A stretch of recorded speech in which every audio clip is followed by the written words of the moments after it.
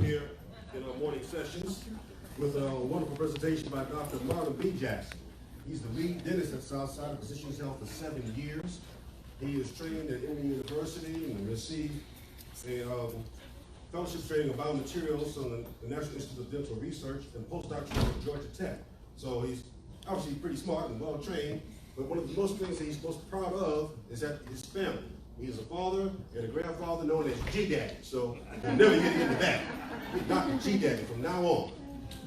But along with that, he started the Health Talk on radio in 1986, and he has been part of the longest running health information television show, most information health program on any medium for the last 25 years with Your Health is Important. And I had the opportunity to stand in for Dr. Jackson many years ago on that program, so it was a wonderful show. Dr. Jackson, please go ahead and bring us some more dental health. All right. Thank you, everyone. I want to thank the GSMA that showed me a lot of love all the years.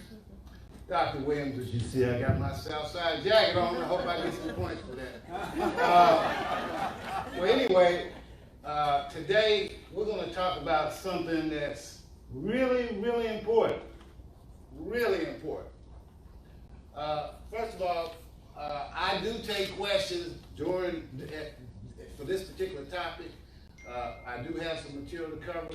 I'll try to get through as expeditiously as possible because I know folks are hungry and I don't want to get in the way of the barbarians at the gate. All right, anyway, my topic for today is the social media and its impact on the future of medicine.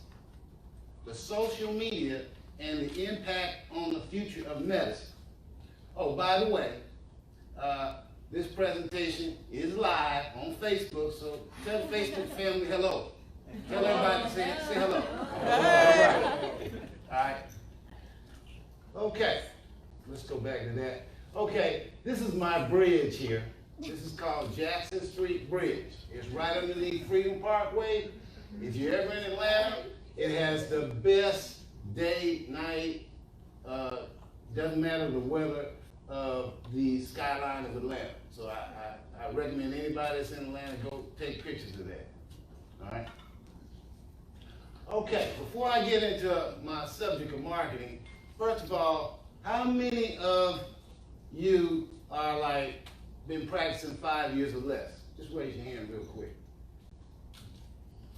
Okay, 10 years?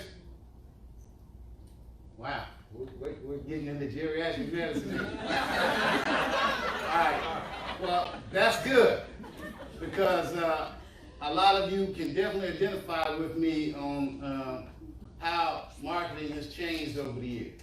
Anyway, marketing is basically based upon thinking about the business in terms of the customer needs and their satisfaction.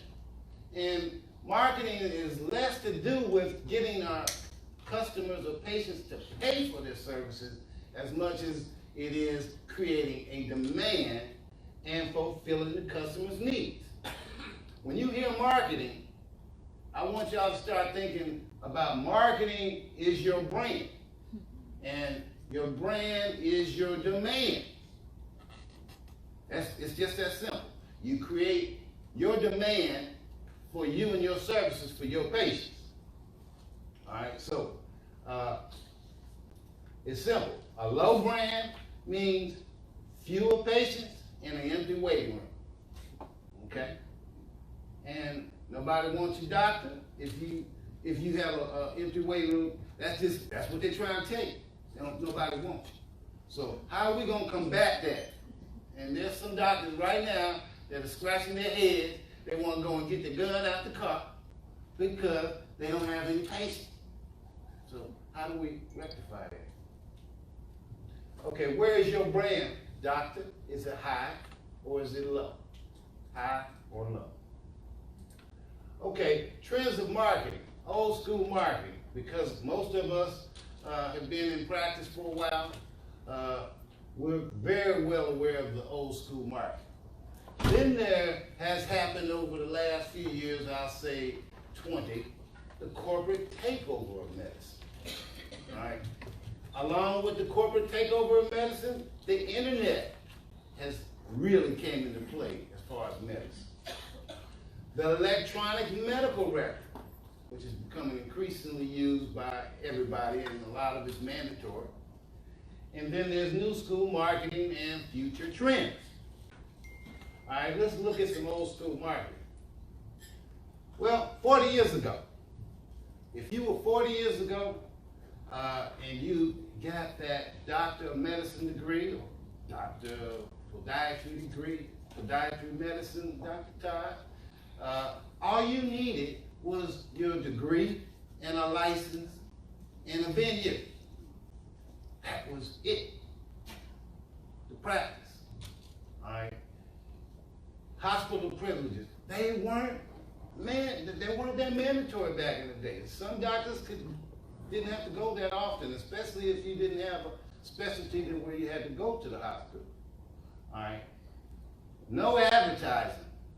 Advertising was considered unethical back in the day. All right. Word of mouth. This is the only way that we got to build our medical practice is by word of mouth. You take care of the patients, they will come. Insurance was unheard of. It was cash and check.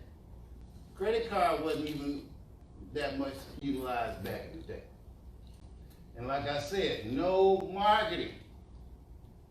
Doctors had instant demand because back in the day, there was a severe physician shortage. That's why a lot of us got in, because they needed doctors to treat the population. All right? The corporate takeover of medicine. As healthcare increasingly it just continues to develop and propel itself into the world of corporations and big business, like, you know, here come Walgreens. Now they getting ready to have dentists, okay? So you can go and get your prescription now and get your tooth pulled at the same time. How about that? All right, big businesses, they're trying to corner the market. Well, gone are the days of good old Dr. Wilson and his solo private practice. Gone are the days of making house calls like Dr. Weldon, who was loved and respected by his patients in the community. Nowadays, it's all about the mega multi-specialty groups, healthcare mergers, and hospital takeovers. Now, how many of you, back in the day, because I know, especially in medicine, it's a lot harder now. How many of you had your own private practice?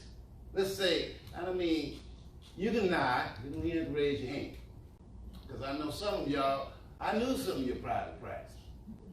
But corporate takeovers and mergers have caused, it's almost made it cost prohibitive.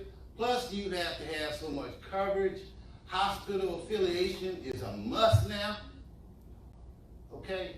So you have to have kind of like group practices, whereas back in the day, there was only a doctor.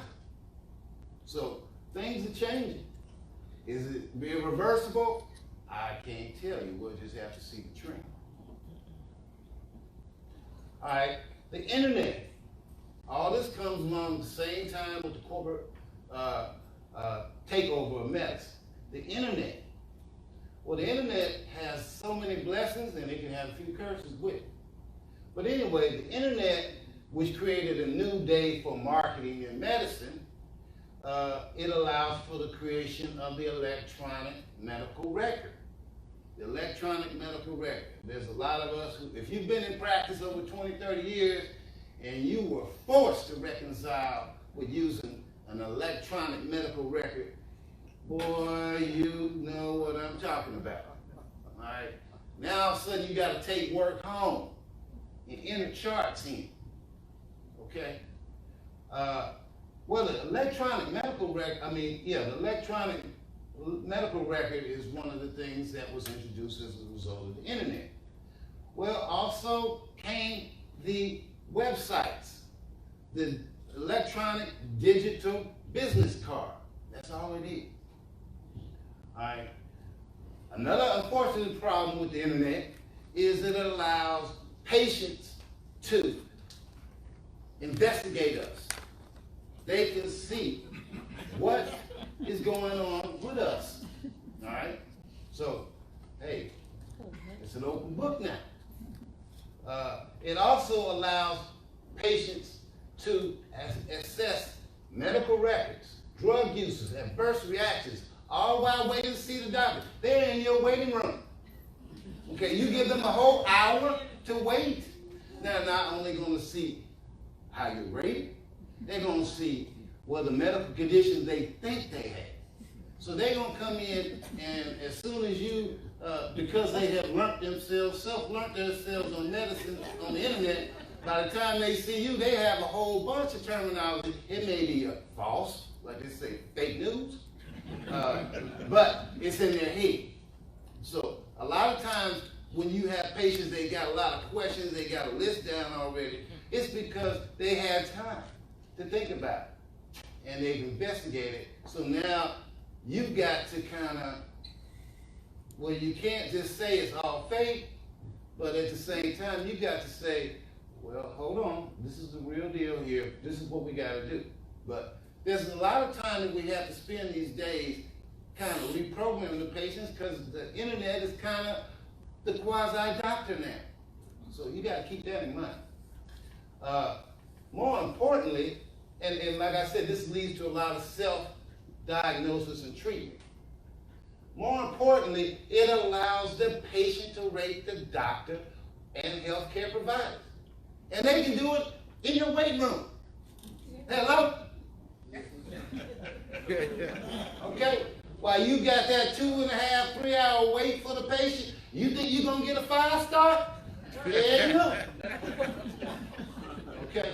So you got to think about these things, all right? And more important, especially for doctors who've been around a while, who were part of the revolution when, when there was a severe doctor shortage, when all you had to do was put your sign and your venue out and you had patients. Well, the competition is more.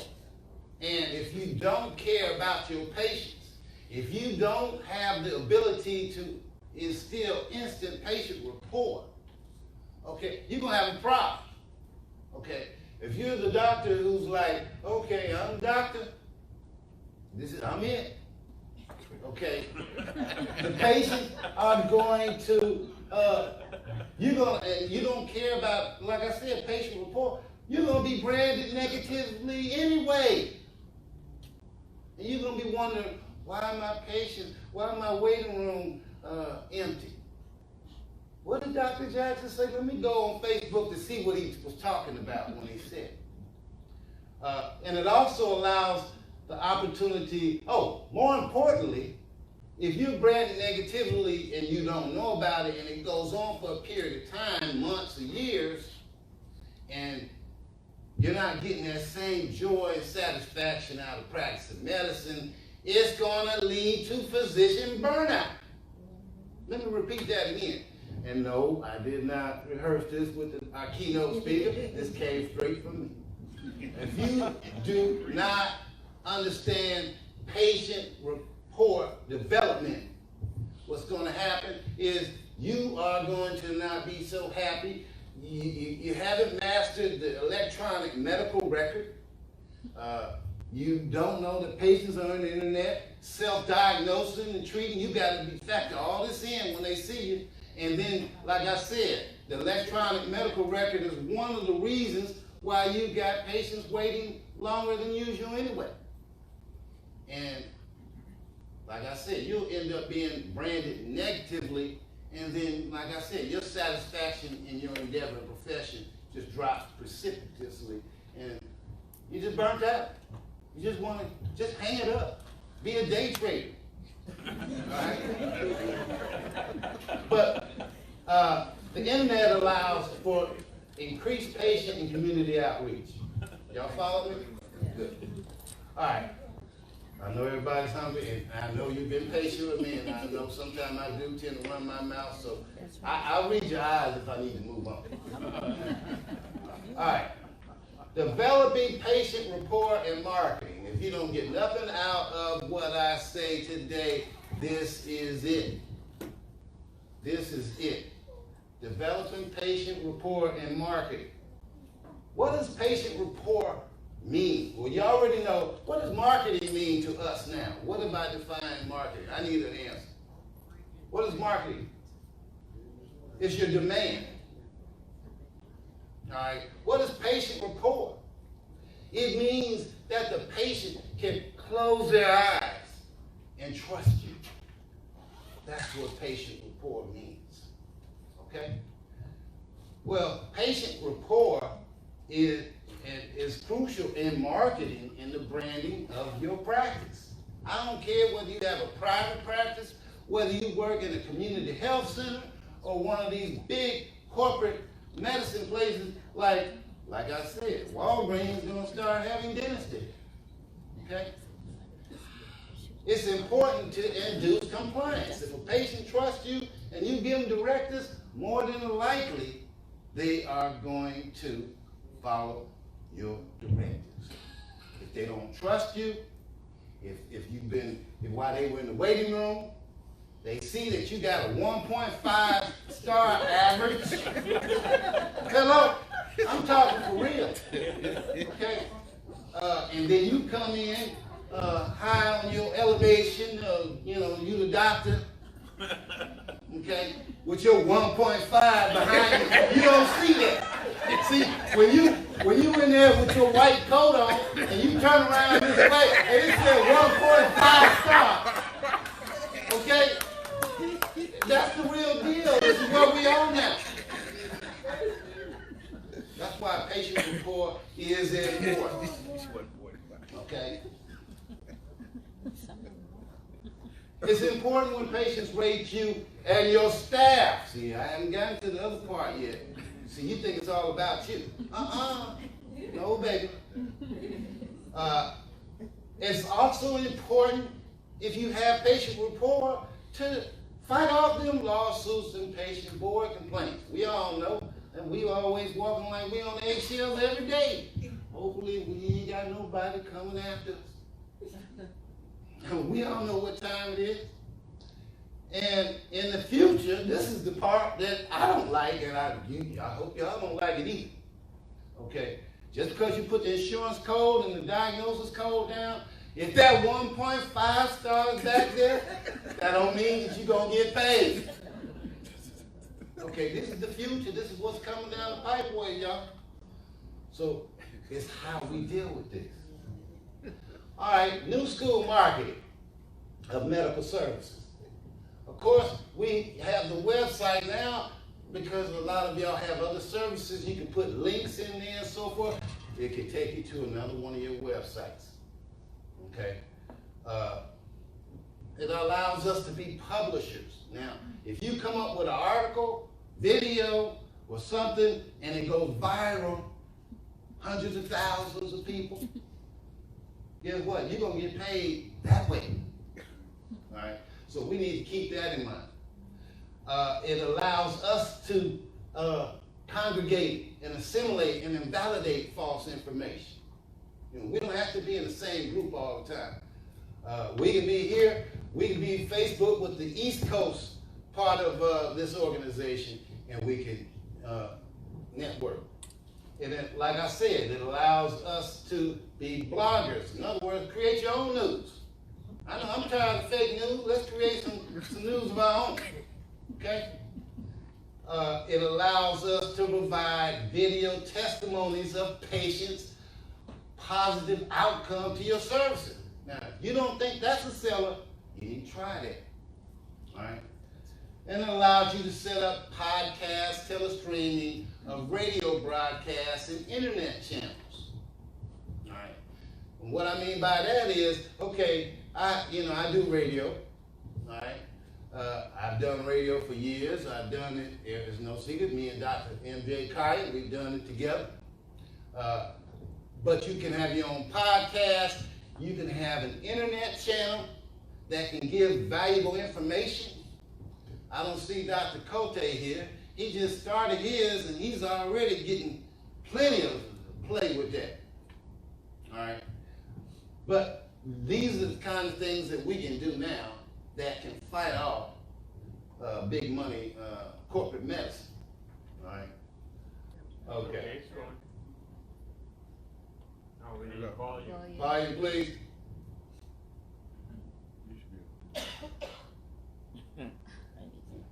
As y'all can see, I'm there talking. I hope the other one comes out. But anyway, what I did a service on the patient.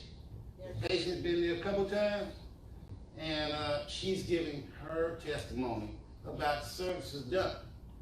Okay, I can be the slickest salesman and pitch man in the world, but it's what the patients say that's important. Is there any way we can get a video on that? I mean, volume? Okay. It was coming out.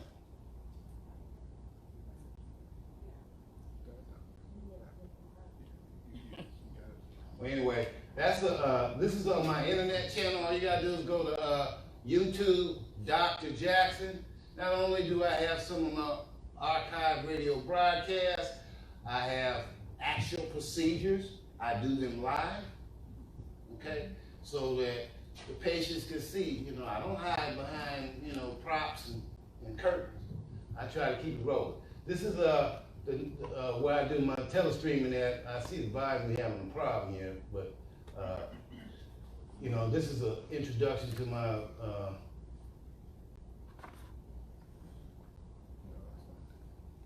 I guess we're not getting any volume today. But anyway, what I'm saying is Dr. Marlon Jackson here is keeping it real and making it plain, okay? Keeping you healthy, free of pain. I discuss topics real, no stupid stuff, real, because stupid stuff might kill you, as we already know. Okay, moving on. Sorry about that. Right now, I'm gonna take time to have a few questions because I know I'm gonna have to wrap it up pretty soon. Anybody have any questions about marketing or the internet, patient ratings, developing patient report? Can y'all hear me? Yes. Rod Ball in Savannah. You're right on the money. This is the future. And I feel like even with the conference, I was talking to the tech back there, it's 2019, this should be televised, at least audio, where they can put it on a podcast. So it's like we all have to catch up. And to respond to Dr. Lee, Facebook has some horrendous stuff that goes on about transplants. So if you're going to try to talk to your patient about transplants, you're going to have to definitely deal with those. Right. Yeah. So, but that's one thing. The other thing is YouTube. You're going to have to also deal with. No, you could have the best presentation. You're still going to get thumbs down, but in the same situation, the people that respond to the negatives, they always do good because they respond quickly and without kind of matter-of-factly, please see us, oh, I'm sorry you have a problem or issue, especially with the weight or the staff, please call us directly or call this person. And that, you know, is another thing that we can use from the corporations, because that's what they do when they get bad ratings and reviews. But it's definitely on our doorsteps, and I feel a lot of times, especially established in our ways, we're very slow to see the writing on the wall, like many industries. Okay, thank you. All right. Question? Yes, thank you for that great presentation. I wanted to commend how nicely looking that jacket to Southside. But when you're talking about the impact of social media and how it can affect our practices, I think it's important to understand that it's not just the provider, and I hope you'll comment on this, because you can be an excellent provider and provide excellent service, but you could have a front desk staff person who is rude. And that person waiting in the waiting room gives you a 1. They don't rate the front desk, they rate your practice. So despite all your efforts, you do no better than the worst or your lowest, sometimes your lowest paid employee. Could you comment on that? Because it's very serious. It can really impact your practice. It's like a restaurant, if it's got a 60 on the score for public health as far as cleanliness, you're not likely to eat there. All right, excellent question, Dr. Williams. Well, really, have you been looking at my presentation? All right. I'm glad he mentioned that. Can we get, my slide is stuck. I'm sorry, I guess I have too much technology.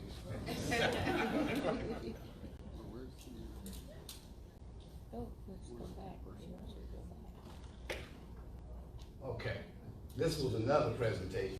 Now, for those of you who remember Lost in Space, the robot was danger, Will Robinson, danger. All right, that's what the patient ratings are. Okay, all right, we're in danger.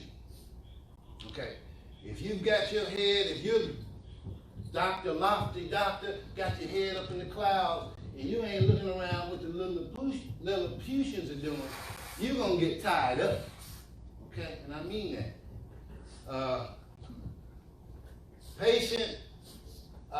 All the patient rating is going to do is going to reinforce your brand or the community perception of your brand.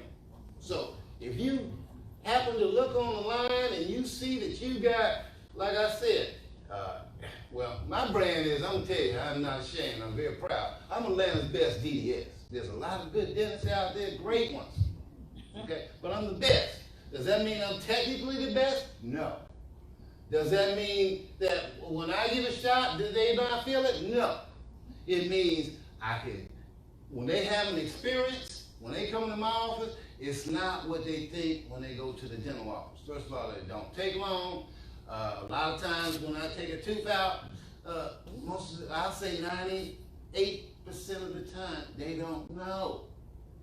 Most of the time, I'm turning my bald head back there. They say, oh, wow, you finished? I'm like, yeah. Okay, wow, that's never happened before. That's what you need to do. You need to wow your patients. Are you gonna wow all of them? I try to, okay? But I know medical doctors, physicians, y'all see probably twice as many patients as we do. It's hard to keep that facade up all the time, but try anyway. Ratings, oh, this is the part here. Allows patients to publicly voice their comments, concerns, accolades, or verbal assaults. Free speech is allowed. 4-letter words included, y'all. Can you get to that? Do y'all understand what I'm talking about? And it stays online forever. We ain't talking about drops off like a negative report on your credit rating after 7 years. Your grand and great-grandchildren gonna see what they say about you as a doctor. Think about that. That's probably what y'all need to think about. There's your legacy right there. Okay. And it's not important, just like the doctor says, just for you to be rated, because most of the time when patients select an office, it's not just all about you. It's about the people you're supporting CAS. All right. So when you get a rating, what does your rating say? I suggest that it should convey that the doctor's competent, personable, compassionate. But what about staff? Because they're going to be dealing with the staff way more than they're going to be dealing with you. So there needs to be comments about them and their service perception, because that's critical in them selecting a medical facility. All right. And let's keep this in mind. The main reasons a facility gets a negative reason is for these reasons. Wait time. Yep. Okay. I'm with y'all. I'm in y'all field. Okay. I understand things happen. You got to, there's paperwork to fill out and all that. But you got to understand the patient who has the power of that SIN key. Enter. They got the power, not you. You had the power 40 years ago. Flip the script, baby. The patients are in charge, and they large. A lot of them can be angry. Like I said, if the wait time is too long. And to be honest with you, put yourself in their shoes. How long would you wait for an hour? Y'all like to eat good. I see a lot of y'all eat real good. But what I'm saying is, you go to these nice places, let's say they take a whole hour and 15 minutes before they even accommodate you after they've seated you. How you gonna feel about that plate? Not too good. So put yourselves in the patient's shoes. How would you feel? Right? Poor customer service front office. Okay? Perception, reception. Y'all gonna remember that because you're gonna see that in a minute. All right? And this is usually your receptionist or front office. They're usually going to, if they're not putting on the best face, it's probably because, first of all, there's a lot of attributes, but let's just say if that smile is less than mediocre. If you got a mediocre smile, hey, you could recontour some of them teeth, bleach it, they'll be okay. But let's say they have spaces or they're self-conscious about their teeth. They're not gonna smile. The patient think they got an attitude. They don't know that the front desk person, well, I'm not really happy with my smile, so I'm just gonna just be there. And so when a patient first gets to the reception area and they determine that that front office person is not on it, okay, they're gonna pull out their ratings book again. They already gave the doctor, they already gave me a 1.5, but now they're gonna give your front desk person a 0.5. Okay, so now you have 2. If you go to a place that has a 2, I don't think you doctors would. All right. Well, and I don't care how good you are, all right, at getting ratings, 5-star. Eventually, you're gonna have somebody that's gonna give you a negative rating. Fear not, 1 or 2 of them ain't gonna hurt you, but a trend will. A trend will. Because remember, like I said, it allows patients to reinforce your brand or your community perception. Okay, if you haven't Googled yourself, buckle down. Do it today. Just Google you. Google where you work. And sit down and turn the pages. When you see something you don't like, if you see it more than once, think it might be perceived as true. You may need to make that adjustment. Okay? Whoa, danger, Will Robinson. All right, I'm just going to go over a few of them. I'll read a little bit real quickly. I love Southside Medical Facilities. Everyone I visited has been totally awesome. Staff and services. Dr. Jackson will have you laughing even with a toothache. All right. Important part, I highly recommend Southside Medical. Keep up the great work. And them emojis, love it, love it, love it. That's what it kind of means. All right. So in January, I went to Dr. Jackson and had my tooth extracted. Dr. Jackson and his staff were so kind and caring. The dental assistant, Erica, was supportive. As I laid there going through this process, which took all of 2 minutes, I felt so relaxed and calm. Dr. Jackson and his team, good. That's the important part. I will be going back. Y'all get me? This is what the patient's saying. All right. Got my tooth pulled by Dr. Jackson and I didn't even know it was out. It was that quick. All right. Do y'all understand the story that's being told about yourselves or beginning to?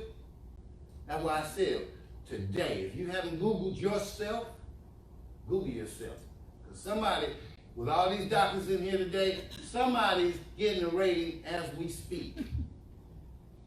Is it high or is it low? Beware of fraudulent patient ratings. This is a 1. If you Google me, you'll see I have maybe this one. All right? This one. But it wasn't true. This person is not even a patient. Okay? They were saying it to somebody else. And I'll just briefly go into what happened. The patient was highly nervous. The patient was in pain. I was going to take the tooth out, but they started convulsing. Hey, I'm like, this patient is phobic severely, so they need to go to the oral surgeon to be put to sleep. I tried to tell that to the person's family member. They wasn't hearing it. They wanted to get seen. But what did they do? Because they didn't get seen, they decided to take it out on me. Dr. Jekyll. All right, so things like this happen. But what do? You keep going for more 5 stars. Don't keep thinking about that one. Don't be like me, keep it rolling. Yes, ma'am. So that was gonna be my question, is how reputable are some of these services that get patients' comments? So like you said. That's one Google, was- this is gold standard. Well, no, aren't there certain ones, aren't there different types of services that give doctor ratings?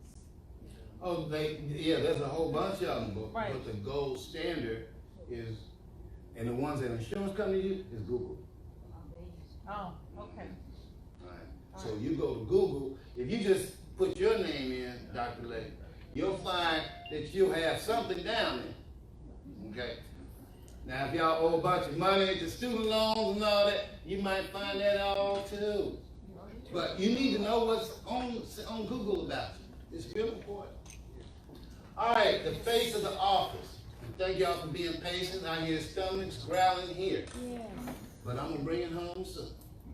All right, the face of the office, perception, reception. This is where patients make their mind up if they want to come back to you. All right, do you have that smile, look professional, or do you look surly and look like you don't want to be there? That's the question. All right. A front office personnel, the first encounter a patient has. These are where first impressions are made, proper eye contact, voice inflections, nonverbal gestures can make a patient feel at ease. Depending on the locale, most patients call the office first. So proper phone etiquette is essential to transitioning that phone call to a physical presence. Front office controls the flow of the doctor's schedule. It's vital to understand the doctor's and back office capabilities to avoid overbooking and to keep wait times to a minimum. Front office is responsible for insurance, billing, collections, and making appointments. Proper training or experience in these skills is a prerequisite for an absolute need. A properly trained front desk person can perform an exit interview or services performed by asking 2 simple questions. How was your visit today? Is there anything that we can do to improve future service? And duly note the answers. Duly note the answers. How was your visit today? All right.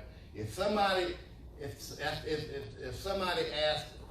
one of your front desk people asks a patient that, and they give them a 5-minute diatribe, doctor, I hope you call that patient that evening. I really do. Don't let it go. Bring your head down from the cloud. Deal with that patient. It's gonna make you feel a lot better. All right. This is kind of self-explanatory, but I'm just gonna go over what's a front office staff strong versus weak. A strong front office person looks professional at all times. They're focused. They're on time. They have a lovely smile. They have great telephone etiquette. They have strong insurance or administrative background, and they're able to make effective payment or billing arrangements, and they are approachable and have a warm demeanor. Versus weak, first of all, a weak front office person don't even look the part. Okay, look like it might, come from a nightclub or something like that. And they're not focused. They're chronically late because of personal problems. People with weak smiles usually have a frown on their face and are perceived as not approachable. And that's a problem. We need people that work for us to be approachable because, remember, reception, perception.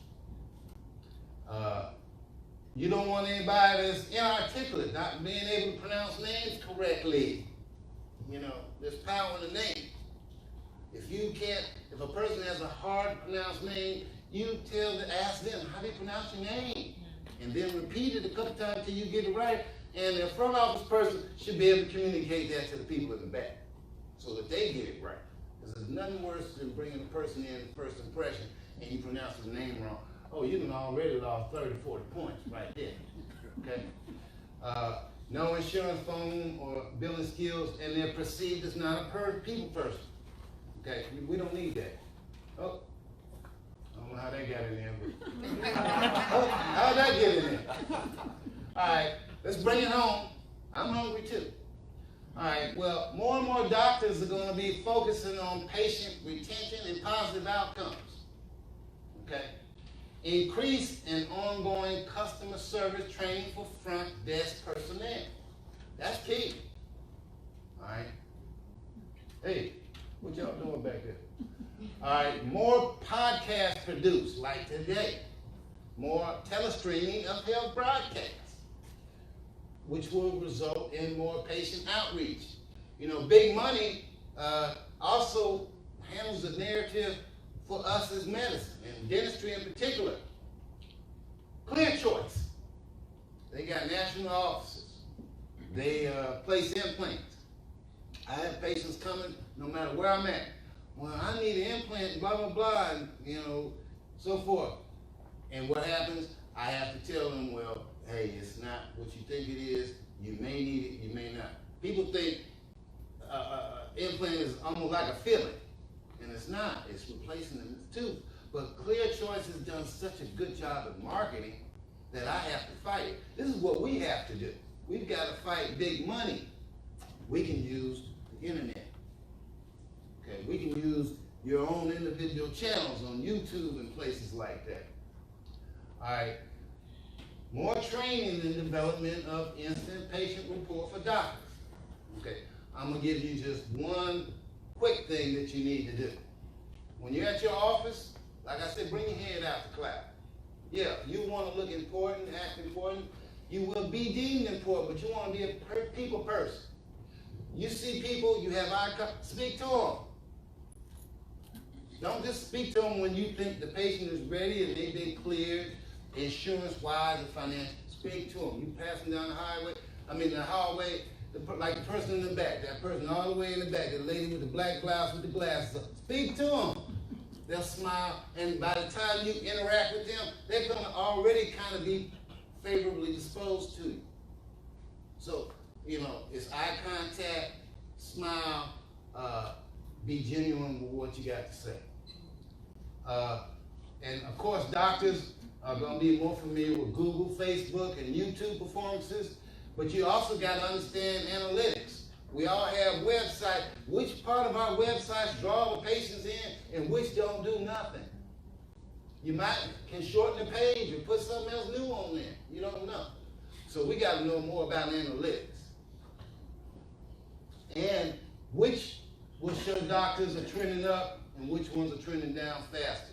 There's a new app called Patient Pop. You've probably seen that. That's big money hitting us again. They're trying to get you to look and see how you rate with your physician down the street. Okay.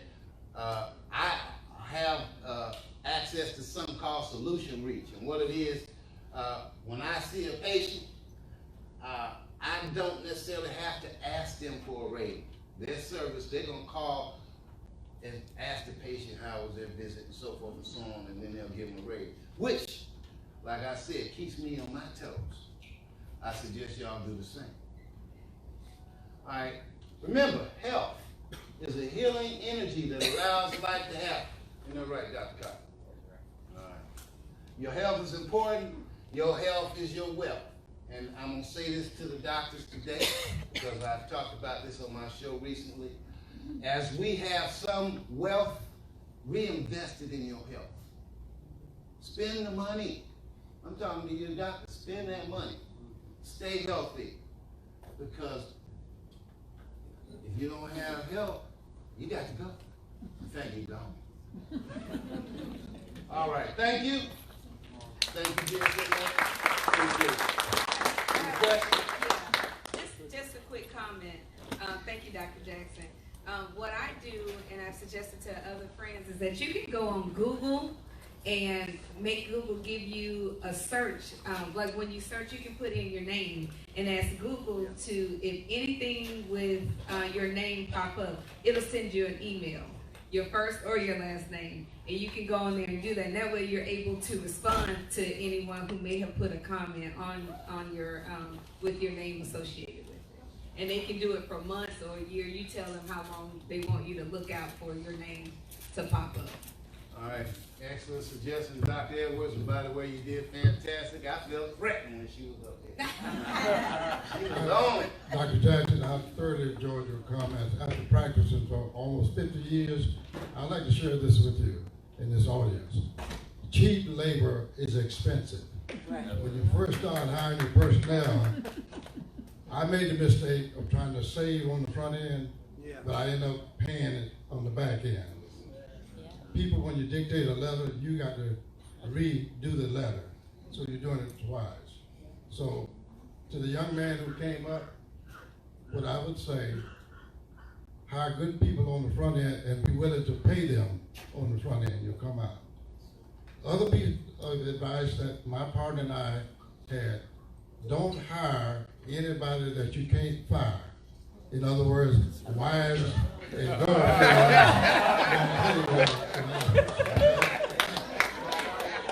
Thank you, Doctor. I love that advice. Thank you, everybody. Enjoy the rest of your trip. All right, everyone, as you're going over to the luncheon, please turn in your orange cards when you have visited the exhibits upstairs. Please turn them in. It's for a raffle. Remember, you must be present for the raffle. And let's go ahead. We have about 5 minutes to go ahead and congregate for our luncheon lecture. Miss Dudley is in the back. Go wait in your orange cards. We'll see Miss Dudley.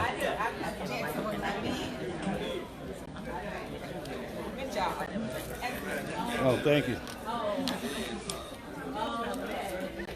No. So you